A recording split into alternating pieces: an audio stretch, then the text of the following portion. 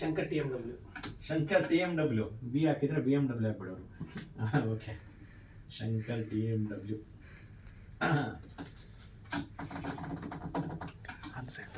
ರೆಡಿನಾ? Ready sir. ಯಾವ ರೀತಿ ನಮ್ಮ ಆರೋಗ್ಯ ಕಾಪಾಡ್ಕೊಳ್ಳೋದಕ್ಕೆ ನಮಗೆ ಡಾಕ್ಟರ್ನ ಅವಶ್ಯಕತೆ ಇರುತ್ತೋ, ನಮ್ಮ ವಾಹನದ ಆರೋಗ್ಯ ಕಾಪಾಡೋದಕ್ಕೆ ನಮಗೆ ಮೆಕ್ಯಾನಿಕ್ ನ ಅವಶ್ಯಕತೆ ಕೂಡ ಇರುತ್ತೆ.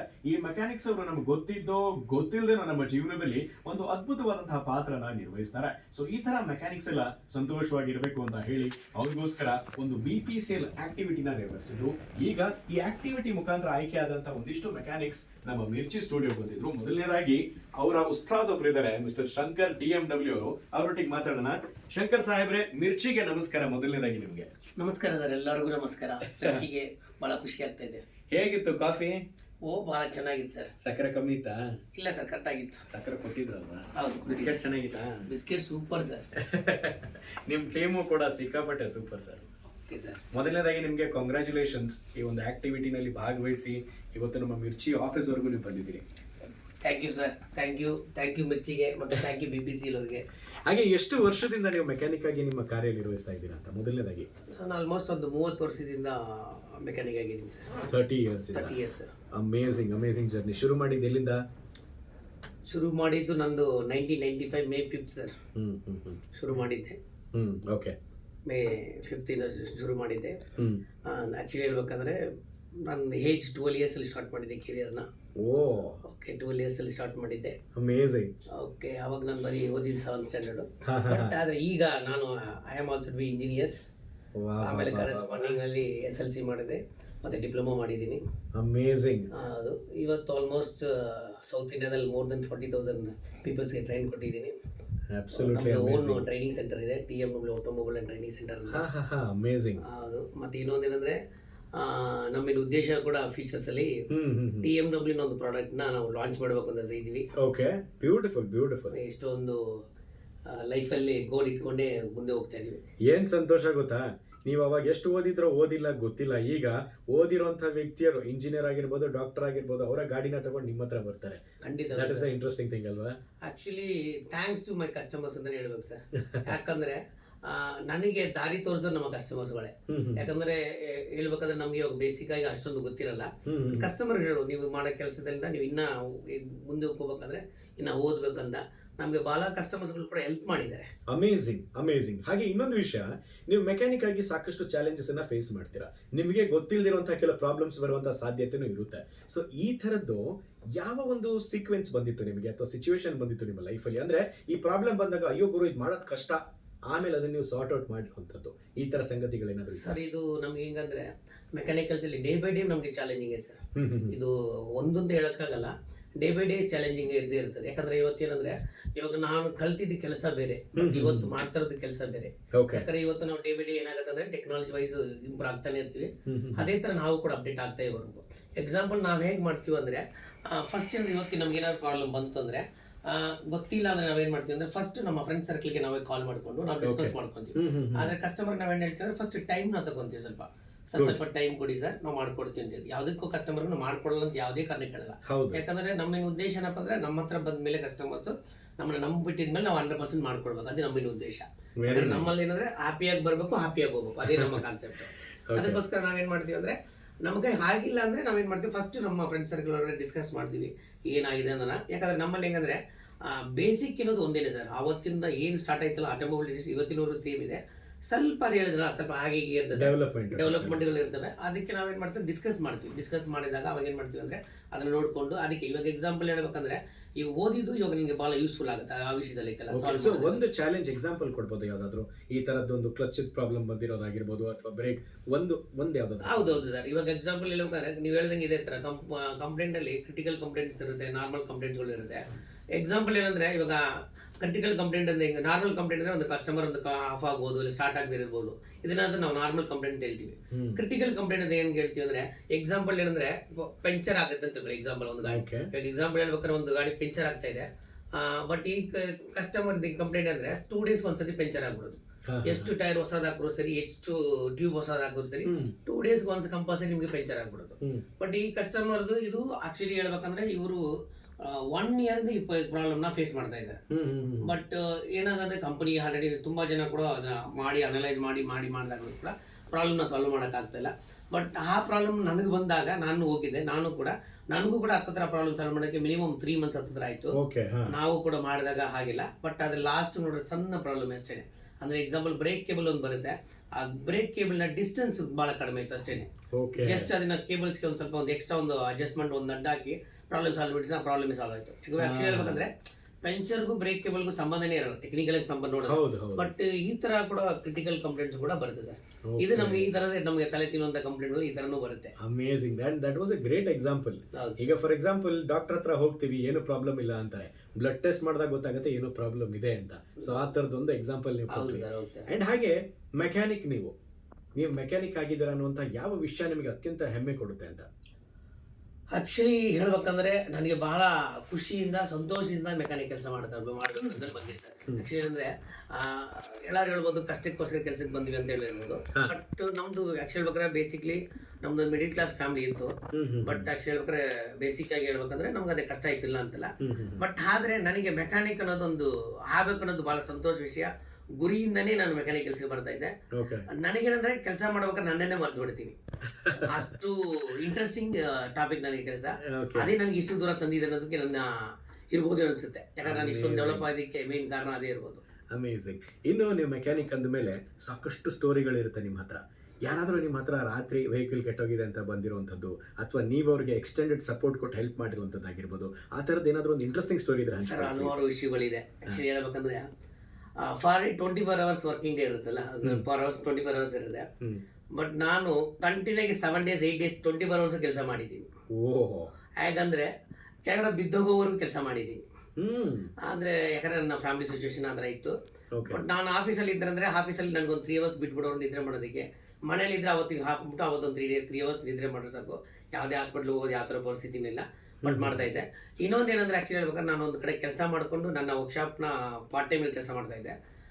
ನೈಟ್ 12 ಗಂಟೆಗೆ ಗಾಡಿ ಕೊಟ್ಬಿಟ್ಟು ನೀವು ಬೆಳಗ್ಗೆ 6 ಗಂಟೆ ಗಾಡಿ ಕೇಳಿದ್ರು ಕೊಡ್ತಾ ಇದ್ದೆ, ಸರ್ವಿಸ್ ಮಾಡಿಕೊಡ್ತಾ ಇದ್ದೆ. ಹೌದು. ಬಟ್ ನೀವು ಈ ಥರ ಕೇಳಿದಾಗ ಇನ್ನೊಂದು ವಿಷಯ ಅದೇ ಹೇಳ್ತೀನಿ ಅಂದ್ರೆ, ನಾನು ಒಂದ್ಸತಿ ಕೊಯಂಬತ್ತೂರ್ಗೆ ಹೋದಾಗ ಯಾವುದೋ ಒಂದು ಸೈಟ್ ಒಂದು ನೋಡೋದಕ್ಕೋಸ್ಕರ ನಾನು ನಮ್ಮ ಫ್ರೆಂಡ್ ಹೋಗಿದ್ವಿ. ಆ ಟೈಮ್ ಏನಾಗಿತ್ತಂದ್ರೆ ಯಾವುದೋ ಒಂದು ಫ್ಯಾಮಿಲಿ ಆಕ್ಚುಲಿ ಹೇಳ್ಬೇಕಾದ್ರೆ TVS ಸೂಪರ್ ಎಕ್ಸೆಲ್ ಗಾಡಿ ಸಡನ್ ಆಗಿ ಹೋಗ್ತಾ ಇರುವಾಗ ಚೈನ್ ಬಿಚ್ಕೊಂಡ್ಬಿಟ್ಟಿತ್ತು. ಸಡನ್ ರೋಡಲ್ಲಿ ನಿಂತ್ಕೊಂಡಿದ್ರು. ಸರಿ ನಾವು ಆ್ಯಕ್ಚುಲಿ ಏನೋ ಅರ್ಜೆಂಟಾಗಿ ಹೋಗ್ಬೇಕಾಯ್ತು. ಸರಿ ಏನಕ್ಕೆ ನಿಂತ್ಕೊಂಡಿದ್ದು ನೋಡಿದಾಗ ನಾವು ನೋಡಿ ಚೈನ್ ಬಿದ್ದಿದ್ದು ಗೊತ್ತಾಯ್ತು. ಸರಿ ಮತ್ತೆ ರಿಟರ್ನ್ ತೊಗೊಂಡ್ಬಂದ್ಬಿಟ್ಟು ಕೇಳಿದ್ವಿ ಏನಾಯ್ತು ಅಂತ. ಈ ಥರ ಆಗಾಯ್ತು ಅಂದ್ರೆ ಸರಿ. ಅವಾಗ ನಮ್ಮ ಹತ್ರ ಟೂಲ್ಸೂ ಇರಲಿಲ್ಲ. ಏನು ಮಾಡಿದೆ, ಆ ಕಡೆಗಳು ಬಂದಿದ್ದ ಯಾವುದೋ ಒಂದು ಗಾಡಿ ಬಂತು. ಅರ್ಥ ಒಂದು ಕಟಿಂಗ್ ಬ್ರರ್ ತಗೊಂಡು ಆ ಕವರ್ನ ಹಿಂಗೆ ಕಟಿಂಗ್ ಬ್ರರ್ಲೆ ಬಿಚ್ಚಿಬಿಟ್ಟು ಹಾಕಿ ಅಡ್ಜಸ್ಟ್ ಅಂದರೆ ಚೈನ್ ಅಡ್ಜಸ್ಟ್ ಮಾಡೋಕ್ಕಾಗಿಲ್ಲ, ಭಾಳ ಲೂಸ್ ಇತ್ತು.